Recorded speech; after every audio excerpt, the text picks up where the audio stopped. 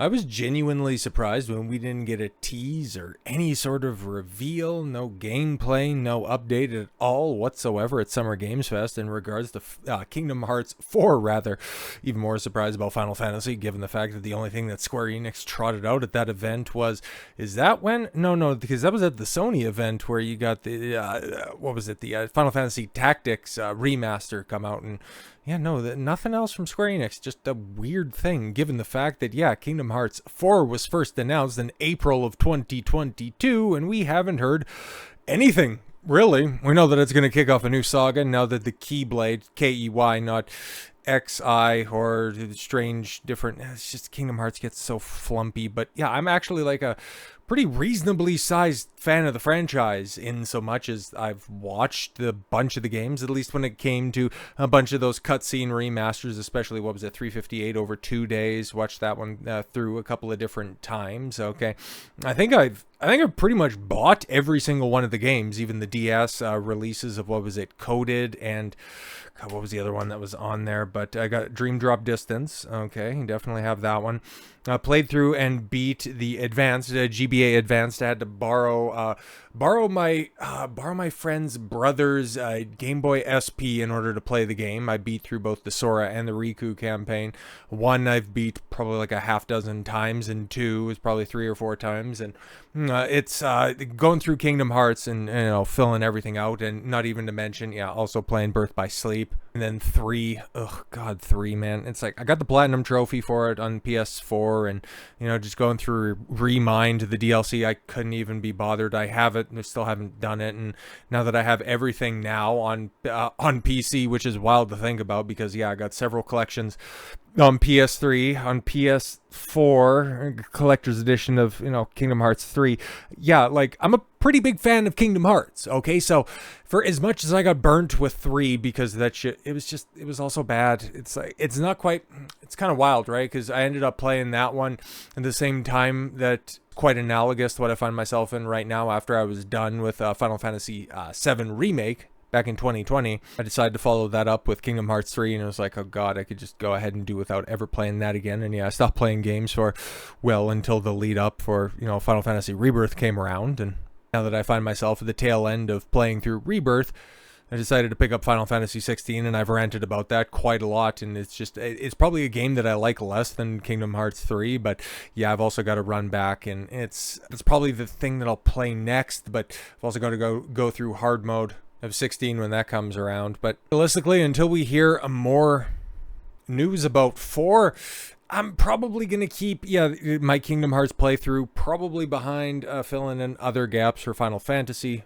That means running back 15, Zodiac Age for 12, probably 4. I really need to give 4 an honest chance. And playing through the Mass Effect trilogy, mostly because, talking about the downfall of BioWare has got me really down on a studio that I really used to love. And then just running that back will be a lot of fun, because I had a lot of fun doing that. Oh, geez, because weird how all of this stuff tends to work out.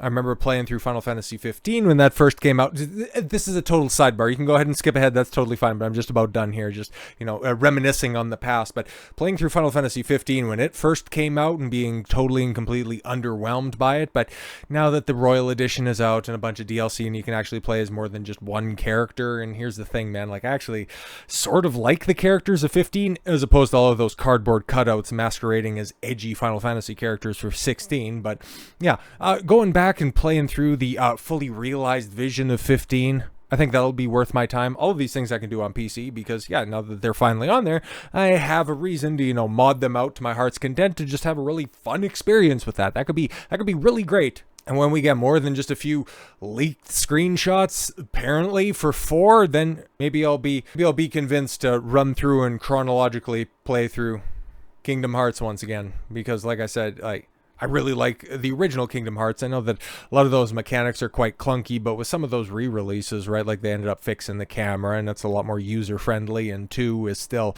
that's probably on my short list. It's probably in my top 10 favorite games. It's really good, man. I remember, it's one of those, there's a couple of releases that I remember from a certain point in time, and they're both 2s, but Kingdom Hearts 2, I remember, okay, just following that release date and living in Grand Prairie classified as a city, but never really treated like one. So you never really knew if a place was going to be getting a game on release. And this was a point in time prior to pre-release orders and pre-orders. You just had to phone up the place, and for me, it was Future Shop, just being like, okay, it's the release date. Okay, you guys have it? Did it come in? It's like, yeah, we got some, and convincing my mom to go ahead and take me down to Future Shop, which was on the other side of town, picking it up, and just still being stunned because I still have the PS2 copy of it with the shiny silver back. It's like and then just actually being blown away by the game with just the number of new mechanics and the worlds that you could go to, and the story still kind of getting a little bit more wonky, but you could still kind of make heads or tails out of it, because at that point in time you only had nobodies and the Heartless. And then you got that tease. It's like, oh my god, there's so many other, Keyblades that are out there, and what are they doing in this graveyard? And who are those cool armored people? Like, what the hell? Just the promise of the franchise moving forward, and then seeing that all realized in 3. And it's like, the 3's kind of fun to play. It's got interesting mechanics. It's just the story doesn't make a goddamn lick of sense, even though I've followed through and know all of the other stories. It's just still trash. But I really hope that they turn it around with 4. Like, really, really hope that it turned it around with 4. Because I still have, quite a soft spot for this franchise, okay? So Square Enix has released new screenshots for the upcoming action RPG, Kingdom Hearts 4. Yeah, and this came out in May. So that's why I was thinking, it's like, why was there nothing official at Summer Games Fest? Maybe there'll be a TGS. Square Enix tends to have, quite a sizable presence there, or maybe Gamescom, but those are always just like tertiary events that never really bore out substantive news. So the next real chance that we have for any kind of insight, and we could be in for like an E3 2015 type situation where you get information on Kingdom Hearts 4 in part 3 of the remake trilogy at the Game Awards at the end of the year. But that's 6 months from now, and quite frankly, I don't want to buzz through summer that quickly. But we're currently working hard on Kingdom Hearts 4.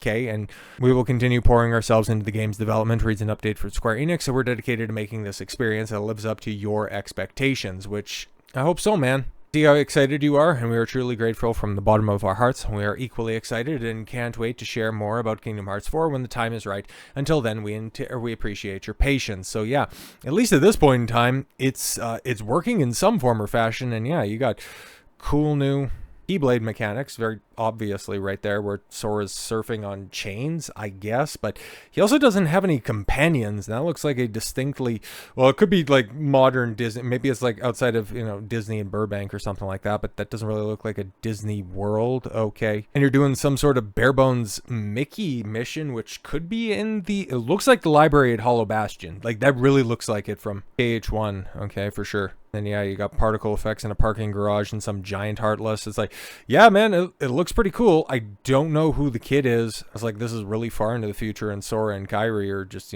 going into their mid-30s, kind of just, aging up with their fan base, given the fact that, KH1 first, came out in 2002. Holy crap, man. But I would rather talk about the future of the franchise, just hoping that they learn from a lot of the stumbles of 3 and moving into a new story that they want to tell.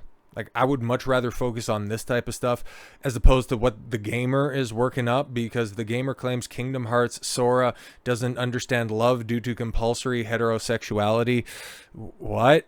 Okay, it's like, oh my god. Thank God Kingdom Hearts is an Eastern property, and also the guy in charge, Tetsuya Nomura, doesn't play any of this fuck shit, okay? Because we heard about him, and this is one of the many wonderful interviews, because Final Fantasy VII Rebirth is just one of those games, the deeper you dig, the more you're rewarded, because a lot of the interviews, and when somebody was asking Nomura, because he cut his teeth at Square, what used to be Squaresoft, he cut his teeth being a character designer, as he was for 6, 7, 8, Chrono Trigger, and I think one other title, maybe 10, I think. He's like, why do you make the characters the way that you do? And long story short, and I'm paraphrasing a little bit, is like, I make them cool and fantastical because that's what I want to see on screen. Because if I wanted to just see regular losers, I would just walk around in regular life. And it's like, that is so fucking based that I don't even know where to begin. He doesn't compromise, because Riku, and especially when he aged up after, you just reacquainted yourself with him. And I know that I got to get around, if I'm to play any of those other spin-off Kingdom Hearts games that I haven't played yet. Definitely got to be Dream Drop Distance, because you actually have a proper Riku section. I think he's the deuteragonist in that game anyways, where you have like a pretty sizable portion of the game that you play with him, or play as him. Anyways, he's super cool. He's super edgy and brooding as well because he's seen some shit, you know, being consumed by the Heartless. And Sora, as he started to age up, started to be less whiny and pathetic. And yeah, Kairi being voiced by Hayden Panettiere. Like, it's really great stuff. Like, you got, Haley Joel Osment. I forget who voices Riku. Hey, you have a really star-studded cast, and yeah, you have Mickey not peddling pride shit, and you have my namesake is a fucking wizard, and Goofy's not a cuck. Like, it's some of the best Disney content you're likely to see probably in the past 20 years, for Christ's sakes. And yeah, it's uncompromising in its cool over everything else, even coherency. But yeah, then you got, TheGamer saying that Sora doesn't know love, even though he's, saved from becoming a Heartless. Whole stop by the love of Kairi in Kingdom Hearts 1. But no, he doesn't know about true love because he's forced to be straight. What? God, it's these same type of people who would write the exact same shit about The Lord of the Rings. Oh, Frodo and Sam were actually like big gay lovers, and here's 10 reasons why. It's like, they do not understand what love between brothers is like, true male friendships, because they think that every handshake between men who respect one another is just secret coding for, wanting to dock with one another. Like, they're fucked in the head. So if somehow, if you've somehow managed to go outside, touch grass, or maintain any shred of sanity lately, you may have missed the latest exercise in projection masquerading as games journalism. Yes, according to TheGamer, Kingdom Hearts protagonist Sora may not understand love because he's experiencing something called compulsory heterosexuality. I wouldn't have believed this myself. Yes, Vara Dark broke it down, but yeah, I seen this article and I was like, bro, what the fuck are we doing? So TheGamer argues that Sora's emotional confusion is not simply the result of being a 15-year-old boy with a magic keyblade and the weight of multiple universes on his shoulders. That a trio of original characters, Sora, Riku, and Kairi. I forget how old they are, during the events of Kingdom Hearts 1, but yeah, they eventually get aged up because Sora gets put into a tank during the events of Chain of Memories, which was another game I played, and then also the PS2 remaster, which is actually pretty good. Okay, like even if you didn't have access to like a GBA back in the cut, and I don't even know if you can get that original copy of it. But anyways, yeah, I really do like the remaster, and it's a part of the 1.5 collection. So yeah, I would highly recommend that. It's fun. It's a completely different combat system, and yeah, some of the card stuff might seem overwhelming to begin with, but it's quite rewarding and a lot of fun to play. But I digress. I think he gets aged up like 3 to 5 years. So yeah, I think by the end of events, like he's got to be late teens, early 20s by the end of Kingdom Hearts 3. But okay, but yeah, rather it's because he's subconsciously being forced into straightness by society. All right, this apparently stems from the scene in the Pirates of the Caribbean world, okay, where Davy Jones muses, love, a dreadful bond and yet so easily severed. Yeah, that's direct dialogue from Dead Man's Chest. Oh no, sorry, that's from At World's End. After he sees Will Turner gets stabbed. Well, he stabs Will, and Jack is wrestling with stabbing the heart of Davy Jones, but he's Will's on death's doorstep, and yeah, that's like the one redeemable part of At World's End. Like, I like that little sequence. I hate the rest of the movie, but anyways, what? Okay, yeah, Sora responds earnestly. That's not true. I still have a lot to learn about love, but I know what it means to share my heart with others.